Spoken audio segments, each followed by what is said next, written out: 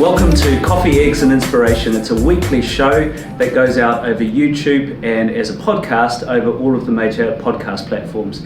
And each week I get to sit with an inspiring person and listen to them tell their story and share it with all of you. This week is no different. I'm joined by Ben Towers. Welcome, Ben. I'm going to do the usual and give Ben an introduction. He's far too modest to talk through his achievements himself. Ben is a speaker, an entrepreneur, a marketing expert. He's an ambassador for a number of organisations, which I'll describe. From Kent originally, just south of London, and was a very young entrepreneur. Started his first business, which we'll talk about, when he was 13. Actually started working on it even earlier than that, which he sold to actually exited, I think is the correct term, exited about 6 years later when he was just 19 years old, called Towers Design, and exited to a company called Zest Agency. Ben is an ambassador to a number of organisations, including Bullies Out, Dogs Trust, the Young Lives Foundation, the Duke of York's trust called IDEA. He's an angel investor, invested in a number of companies, and we'll listen to him talk about one of his latest ventures as well, of his own. And is an advisor currently to GSK and the Department for Business. In 2005, Ben was a TEDx talker at Croydon, so proper speaker, and actually does a lot of work on the speaking circuit today in presenter and speaker jobs. So, boy, that's a mighty impressive track record, Ben. You're just 21 years old now, I think. Somebody's trying to bust into our room here. Just 21 years old now, I think. Yeah. So take us back, and I'd love to hear you tell the story about how you got into your first business. Yeah, I think I've always had a passion for technology. I've always grown up with technology around me. I think I'm part of that generation where we've always been connected to some format. And so when I was just leaving primary school, moving to secondary school, I started to get this passion for IT and understand more than just using computers, but more of the backbones behind it and how it worked. I was very inquisitive to find out more. And then my IT teacher at my primary school was then sitting me down and teaching me how to build websites, and I was then also doing a lot on YouTube as well, so I'd spend most of my evenings learning how to build these websites, and then using YouTube to learn. Yeah, so I'd be like, how do I put this contact form on this page? Yeah. And I'd ask YouTube that question, and it would present me with an array of videos that would then tell me what to do. So that was then how I basically kick-started it all. And then my mum... What tools were you using just out of So it's WordPress builds. WordPress mostly? So, and I was then learning sort of HTML, PHP language, and I wouldn't say that I know it completely through even now, but I'd say I've got it to a point where I could manipulate and build something. Right. And with the time when I needed to build something quite special, thankfully I was employing people who could specialise in that. Right. Then my mum was like, look, one of my family friends, she's an author, and she was just like, do you mind building her website, because I think she could do a new one. And I was like, yeah, I'm up for a challenge. That's my first sort of challenge in this space, so I was like, yeah, go on. How old were you at the time? I was 11 at this age, so I was just moving into secondary school. I learned to build this site for her. I remember the first time I met with her, I set a bedroom up at this big desk, I put a chair out for her, I set up this whole meeting environment that I thought that you had to have because she was my first customer. I didn't quite know what a word customer meant at that age, but I just knew that she was coming for this big meeting, and so I did that, and at the end of that she was like, that's really good, thank you, and here's £50. Now when you're 11 and someone gives you £50, big money. Yeah, you are happy. Right. I went straight to the sweet shop, spent it all, and I was like, I now need to make more money because I've spent it. And it then sort of made me realise about the world of business, I'd say. And neither of my parents, they're not in business at all. They're very supportive, but they don't understand the mechanics behind running a company or anything like that. Right. So they could never tell me what to do or how to do things, but what they could do, and I think on reflection it was something that really made me who I am today, was them to support me and go, you know what, we can't advise you in the professional world, but we can just keep you grounded, keep you safe, and make sure that you're on the right path and keep things available to you.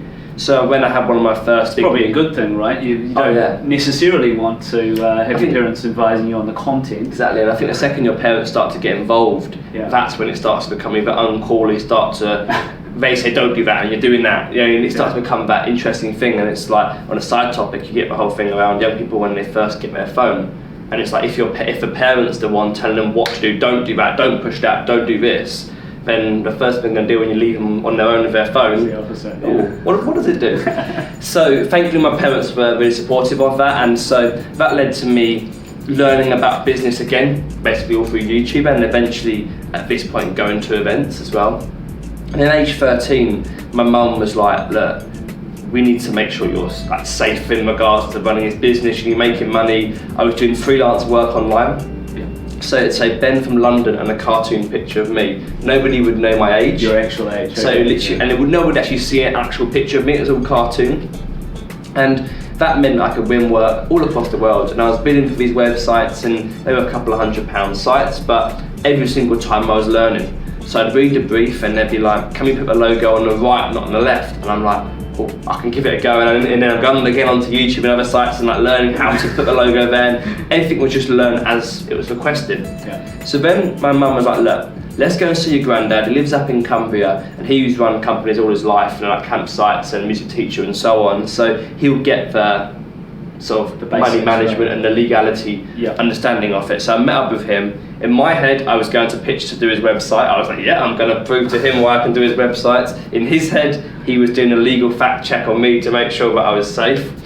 And at the end of it, I ended up realising quite what I'd started to build, and I ended up, age 13, making it into this business. And technically and legally, it was self-employed, because when you're under the age of 18, having your own limited company, there's so many. You can to a certain extent, but like being a director, you can't go back to you're 16, and there's loads of other implications that then get added on. And it was actually safer for me to be self-employed, but also interestingly, when you're under 18, you get the same legal protection as you would if it was a limited company, because you're a minor and so on. So there's no advantage. No, there wasn't, at that time there was no real advantage. So I set up in that, and I started doing more and more freelancing work. Over time, bidded more and more and more, then started to speak at some events, and that's where things like the TEDx talk happened and so on. And they came because I ended up getting involved with a few membership and business organisations who wanted to celebrate the fact that I was this young person from Kent in his bedroom building websites. And they were like, look, we want to put you on a platform, we want to put you on this stage to talk about what you're doing, because it's quite exciting. And by me doing that at such a young age, it helped me to shape my whole career. And then from the age of maybe 14, I've been speaking at events.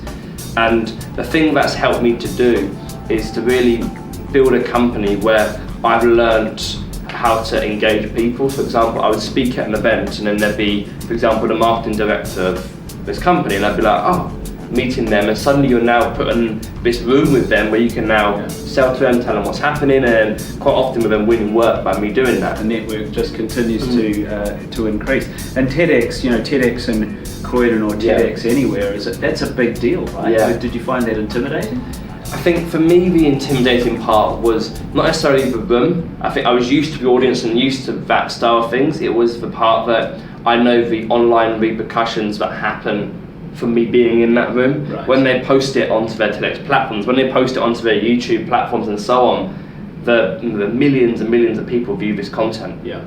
And in my mind, I'm thinking people in the room are there, but in my mind I'm actually talking to the millions who aren't in the room. Who aren't there, And that was probably, mentally, that was quite a challenge because I was then going in my mind thinking I'm talking to millions of people, and actually in reflection I should just tone it down and realize, no, I'm talking to the room, and the millions of people are just by proxy in the room.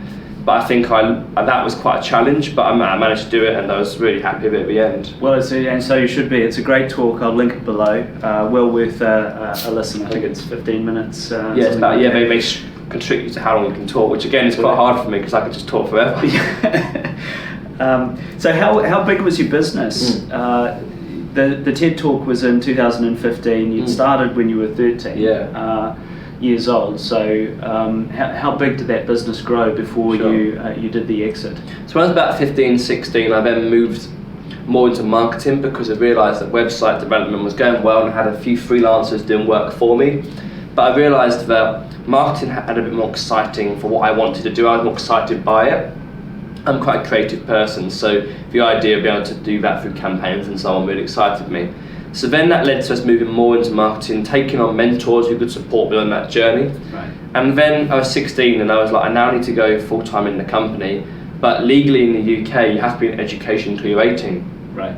So I was like, I'm at this sort of crossroads. My mum's like, no, stay in education, let's stay, that's the safe, you never know what could happen, you know. And I was like, no, I want to go full-time. And I ended up becoming the first person to employ themselves as an apprentice in their own business. So one of my mentors was my advisor. I was doing a level 3 social media course. Well, this was a structure, I assume, because of the requirement to stay at school unless you had something vocational to move into. So I was in education technically, and I got qualified in social media, but then at the same time I was Monday to Friday full-time in the office growing a business. Right.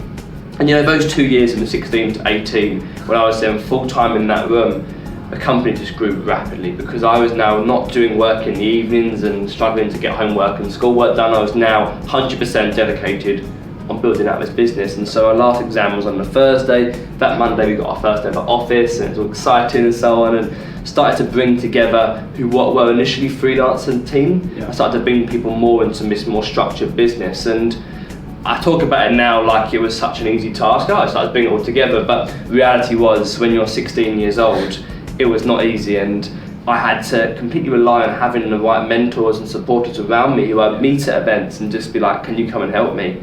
And one of my mentors at that stage got a lot more involved and became a director of the business, so he was then taking charge of the whole operational side of things, and I was then able to focus on the whole, how can we bring more sales in, how can we make the company different and unique and so on.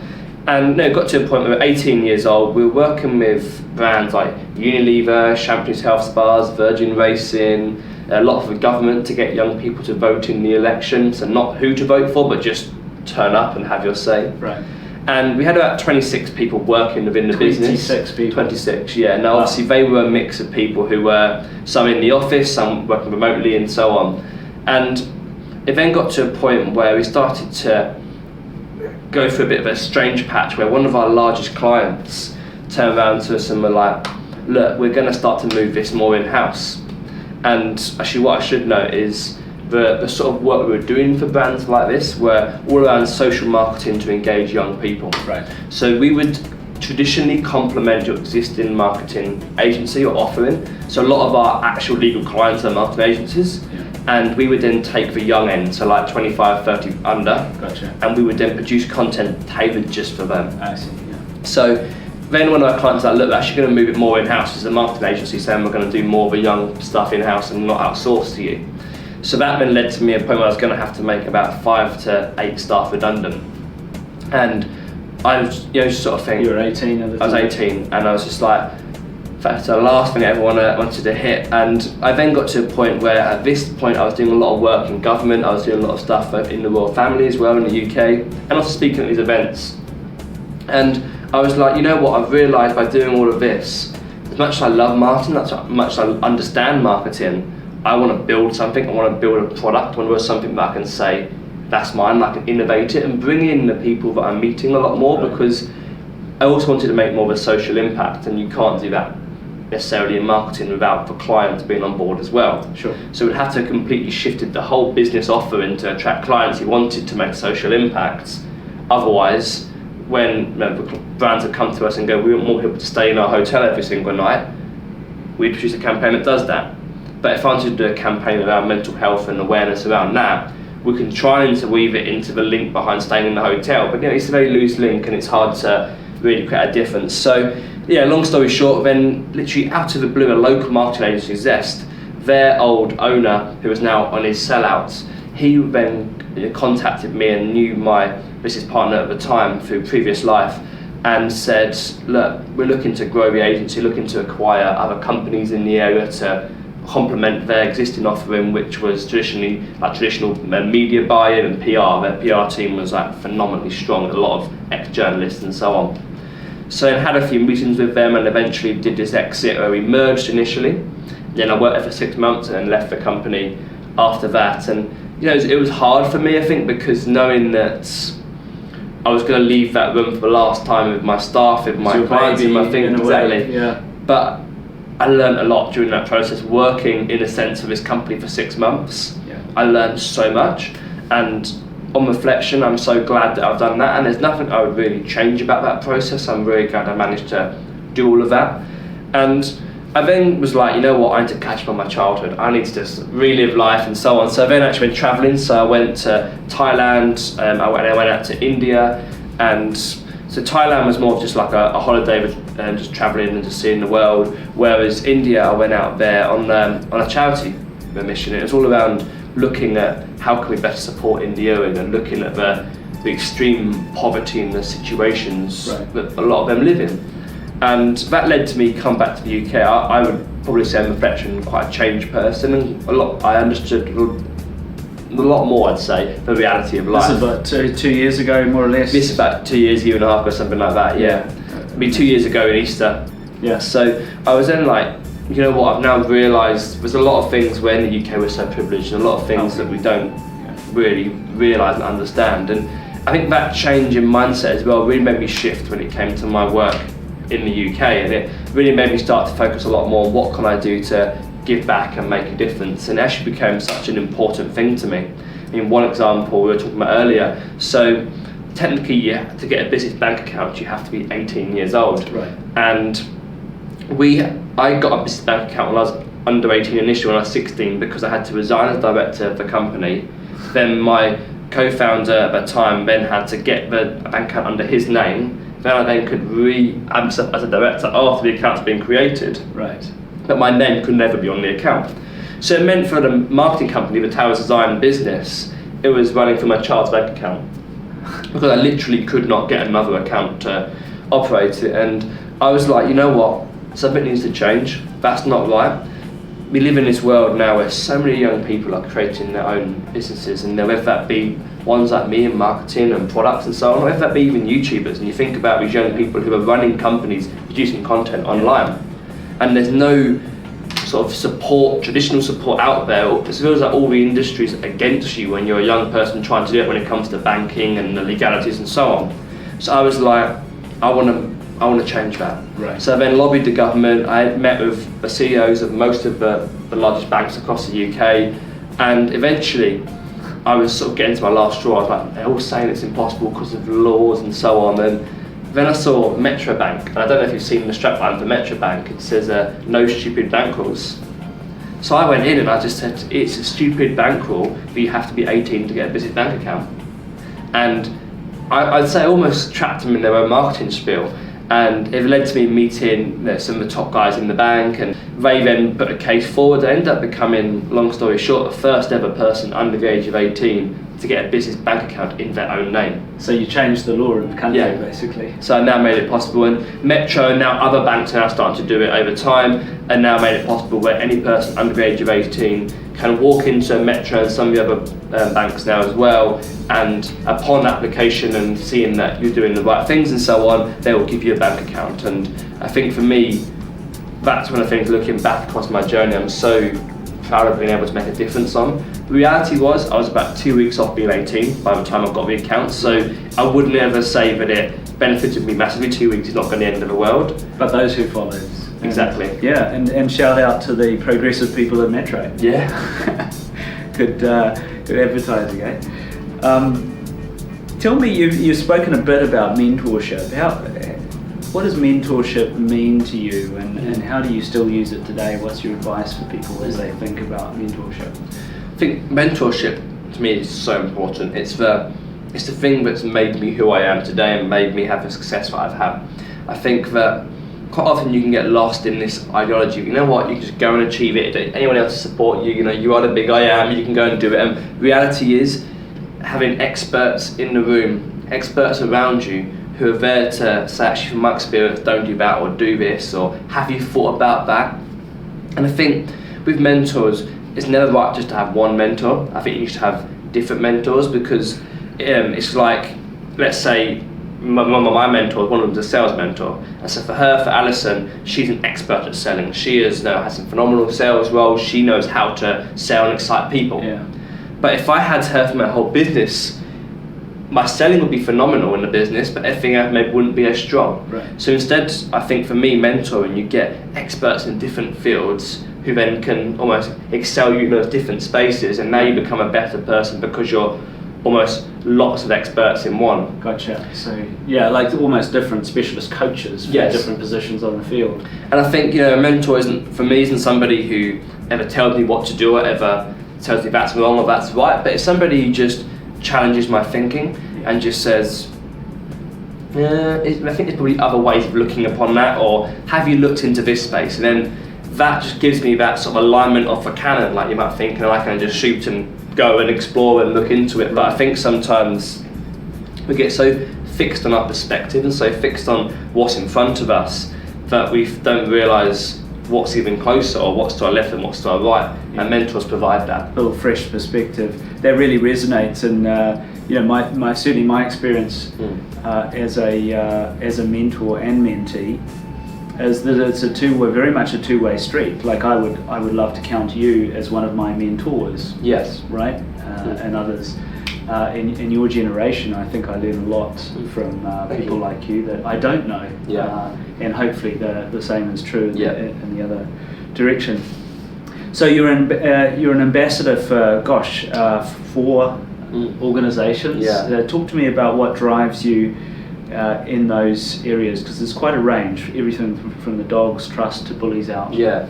So I think for me, upon looking upon my journey and what I went through, I realised, like any place in the world, there are problems and things happen and so on. And I was like, you know what, how can I use the fact that I'm speaking at these events all the time, I'm meeting these amazing people, how can I use that to my advantage to make more of an impact? Because I think I can do my impact in what I do, but then is there a way I can also sort of overspill that and help other people as well? And so, to talk you through the reasons behind different ones, so Dogs Trust came out, so we've adopted a rescue dog.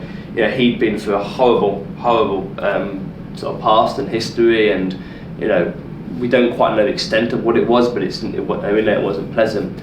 And then realising the whole mental health link behind owning a dog, and the reality of actually owning something that isn't a human who can give you lit back, but actually just be there, a constant thing to love and so on. And I think for me, I was like, you know what, it's something that I had a big heart for, that actually people need to realise more about how great they are, but also looking more around, less around getting a puppy and more around getting a dog that's already alive, sitting in a 4 metre by 4 metre whatever enclosure. Right. But actually saying, have a dog who's like that and don't get another dog who's not there. And so that's the technical reason behind that. The other ones, obviously Bullies Out, I think when you're a young person and you're growing your brand and you're starting to do something different, naturally that attracts some negative attention. Yeah. And thankfully, I think because I've been doing these talks and bits on TV and so on from such a young age, it's meant that I won't say I've got numb to it, but I've got used to the fact that some people will want to fire negativity for absolutely no reason. And you look at like their Twitter accounts, for example, and there'll just be negativity for loads of people. It's never really just one person. It's normally they just live their life trying to put people down. And I realised, that the support for people when they're going through that, both offline and online, more needs to be done. And so that's why I got involved with Bullies Out. And then the Young Lives Foundation, all around helping young people who are foster or adopted, and helping them to really sort of push ahead in life. When you're a young person, you get moved around, and you basically decisions are made for you about you being in the room, and you go through this quite crap situation that isn't because of you or something you've done often. And so I was like, you know what, something needs to be done to help with young people who haven't got the right opportunities, or aren't really on paper expected to go on and achieve great things. Right. Actually saying, you know what, they can still achieve great things. Yeah. They're not sort of unable to achieve, they just need to be sort of angled and re-geared and so on to help them to do that. And so that's why I'm involved with Young Lives. And then the Idea Awards, so I'm a big passionate believer around This is the Duke of York. Yeah, so charity. This is all around trying to help people who, the whole idea about digital skills and tech skills and so on, I think there's just a generation of people who use technology but don't understand it. Yeah. They maybe go gaming or they watch videos but that's the limit. What's happening in the pipes behind you. Yeah. And I think that knowing what's happening in the pipes is so important for young people to understand, and I think that's where the jobs are, that's where the future and the careers are. And I think a lot of people get lost in the front end. The user interface, as it were, So for me, IDEA was all around trying to give people all across the world that basis of what is tech and what is entrepreneurship. Right. So there is like lots of badges you complete online. One of them is all around blockchain. So you'll just complete that and you won't go too deep into blockchain, but from the end of it, if somebody ever says to you, what is blockchain, you could say it. You can answer. And that's the idea behind it. There's coding ones, there's gaming ones and so on. It just gives you that basis. It's something that we lack, I think, as a generation. You know, we've suddenly just appeared with technology and all these new exciting things. Too sort of surface level, is point. I think there are some people are diving in deeper, but I think a lot of people who have this surface level then get caught up in that. Yeah. And I think that by teaching people the mechanics and maybe might find an area they like, that helps the economy to grow and helps them to actually have a career. Yeah, right. What's your favourite blockchain technology, by the way? So for me, I quite like Ethereum and how it works because of the fact you can run apps and solutions through it, as well as the sort of coin offerings and so on. Smart contracts and so on. Exactly, and I think it's something that is, for me, one thing I'm fascinated by blockchain is the fact you can get content into countries that regulate their content, and you can start to make this sort of freedom of content sort of thing across the world. And that obviously has its potential downfalls and challenges, but it also means that you can now almost give think about it from an idealistic point of view, you can now give this true, transparent story to people who would never normally have heard that story. Yeah, that's a great use case. I strongly believe in that technology is a great democratizer. It doesn't care who you are, where you come from. If you've got a good idea that you want to disseminate, you can do that. Or build a business as you did. What an incredible track record! 10 years of entrepreneurial experience at the age of 21. So tell me about what you're working on now. Yeah, so after then going to India and seeing all the health situation out there, and also close to home, so some family members and also some of really close friends went through some real challenging mental health challenges, and it led to me looking at that and realising something more needs to be done to support people with their mental health, but also physical health as well, because there's a strong correlation between the two. So we then set out on building this holistic, so mental and physical health solution. I had a co-founder who was actually the guy who was with me for the last part of my marketing company, and then more recently, probably about a month or two ago, we actually recently split. So he wanted to focus a lot more on sort of like getting 10 things to be healthier per day, whereas I wanted to focus a lot more on the mental health and producing a solution. So we then recently split, which I'd say set me back in away from, because obviously we're going through all of that, but it's enabled me now to really focus on doing that. For him as a person, he was someone who'd been phenomenal in my career. I've been working for about 4 years, and he's shaped me and made me who I am today to a very large degree. But I think we reached a point where I now needed to find somebody else and change and so on. And I think that's, going back to the mentor we discussed earlier, that's something that is a hard decision to make with a mentor, with somebody you're working with. But I think it has to be done at times. You have to turn around to somebody and go, you know what, I think I've learned as much as I can from you, and now I need to get somebody else with a new perspective in. And by no means is that an easy conversation, an easy thing to do, but it's something we all need to be prepared to have when we have mentors. So we're now launching this workplace solution, so large employers buy it for their staff, and the idea is that it helps the staff to have better mental and physical health. That naturally then leads to better productivity, less sick days and so on. And so for me, I was like, I need to understand more about this space.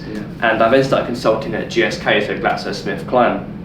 And that came about because I was asked to speak at one of their conferences, met some of the leadership team, and I've been there for about a year now, and I'm just coming to the end of my time there. And I started off just getting involved with those projects for leadership, and eventually, those of you who don't know, so they did a £10 billion merger with Pfizer for the consumer health business. And I ended up doing loads of comms. I was the official title was like a comms director on what was happening, you know, how was the integration coming together, how are we enabling people within the organisation to merge, how are we enabling tech to be transferred and so on. Inside the company, that is. Inside GSK. So hold on, let's just pause there. So GSK and Pfizer, £10 billion merger, and you're the communications director for it. So I was communication director for the initiative of them bringing things together and trying to build this new exciting business. Yeah. Incredible. So what's next? Are you looking for a new partner, or are you intending to fund it? What's happening? So what I'm doing now is, because I'm now starting things not from scratch, but really sort of kicking things off and getting the groundwork back together, I'm focused on bringing that together. Alongside that, I'm got half my eyes open to look like a technical co-founder, because I've realised in mobile apps, yes, you can outsource it, but having somebody internal who's got that skills and expertise to grow the company with is much better, and you get a lot further. So I am sort of half looking out for that, so anyone watching this is interested. How do they get hold of you? Twitter's probably the best thing. Twitter? Yeah, Towers Ben on Twitter, yeah. Towers Ben on Twitter, @TowersBen. And so I'm doing that, and then getting involved with large corporates and meeting investors as well to bring it all together. So I think for me, the whole investment thing is quite interesting, because when I left the marketing agency, I did a number of investments myself, and you know, they were not large investments, that they were substantial enough, and they were helping my tax return lower in the last possible way as well. So more recently now I'm the one seeking investment. It's such a strange situation to be in, because it's like the tables have turned in that sense, and I'm learning a lot. I think you learn a lot when you meet all these experts who are all done well in their field, and that's why they've got money to invest, because they've proven themselves. They haven't just woken up and started investing most of the time anyway. And so I'm learning a lot, and it's helping me to shape the business. And I think I realise one of the things I've learned with investment is there are some investors who I was just out for a free lunch, and they just come and they meet you, and they're never interested, they're just interested in just finding out what's happening, but never really interested in investing. And they'll be quite clear about it. They'll go, yeah, we just haven't got the money at the moment. And they'll be like, but 4 meetings ago, you could have said that. And I think that whole idea about choosing who you meet and so on is really coming to its own now for me. Well, I appreciate you coming in. I should point out also that I treated you to lunch today. Yeah, you did, Yeah, it's over there, it's outside. You can't see it. Well, it's very clear for me to see why Richard Branson once described you as one of the UK's most exciting entrepreneurs. If you're a technical person looking to get involved in the business, now you know how to find Ben. And also, if you're looking to make an investment, there's a good opportunity, and somebody with a strong track record. Ben, in closing, many people will be watching this, probably in your age group, or perhaps in mine and others. What advice would you give them based on your experience? I'd say, two bits of advice for somebody maybe in your age group, or somebody who is on their career and is like, you know, what can I do to give back or support? I'd say really challenge yourself to find a mentee. If you work for a large corporate, find somebody either in the company or outside of the company, if that's right, or just find them online, you know, using LinkedIn and so on. You can meet so many amazing people, and if you're like, I just can't find the right people, there are loads of charity organisations out there who pair young people with mentors. So you can just type some of those and just be like, here's my skill set, I'd love to help. And I think one thing to note on that people often don't realise is sometimes even just one coffee can change someone's life. I remember when I look back on my sort of history, so I remember it's a young enterprise or junior achievement as they're known across the world. So they came into my school when I was about 13, 14 years old, when I started to get involved in the company. Remember, I met this person who worked for a local bank. Now it might sound weird, because somebody who works for a local bank and somebody who wants to start a business, you know, especially more recently, are not normally hand in hand.